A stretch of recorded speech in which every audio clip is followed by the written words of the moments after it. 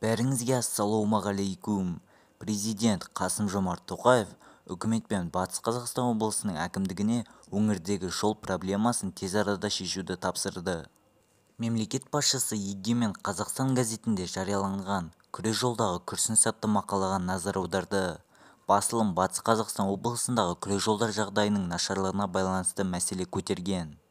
Президент бұл өңірдің көлік-логистикалық әлеуетін жаңғырту маңызды міндеттің бірі екенін және автожолдардың 70%-ның сапасы сын көтермейтінін 2019 жылы айтқан болатын. Мемлекет басшысы Оралда өткен кездесуде бұл азаматтардың күнделікті өмірінде қиындық туғызып қана қоймайды, сондай-ақ өңірдің экспорттық және транзиттік әлеуетін төмендетеді деген еді. Баспасөз қызметі президент сол кезде үкіметке әкімдікпен бірлесіп Казталов және Бөкей Ордасы аудандарындағы жолдарды жөндеу жұмыстарын 2021 жылдың соңына дейін аяқтауға тапсырма бергенін және бұл мәселе өзінің жеке бақылауында болатынын ерекше атап өткенін еске салды. Алайда Егемен Қазақстан газетіндегі мәліметтер бойынша осы аудандарда облыс орталығымен байланыстыратын жолдарға әлі күнге дейін асфальт төселмеген.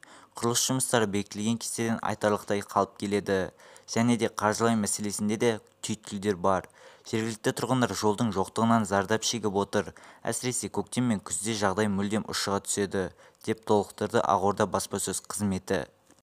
Мемлекет басшысы үкімет пен облыс әкімдігіне барлық қажетті шараны тез арада қабылдауды тапсырды. Тиісті жұмыстардың белгіленген мерзімде орындалмауына кінәлілер жазалануға тиіс. Президент бұл мәселені шешуді премьер-министр Әлихан Смайыловқа жүктеді.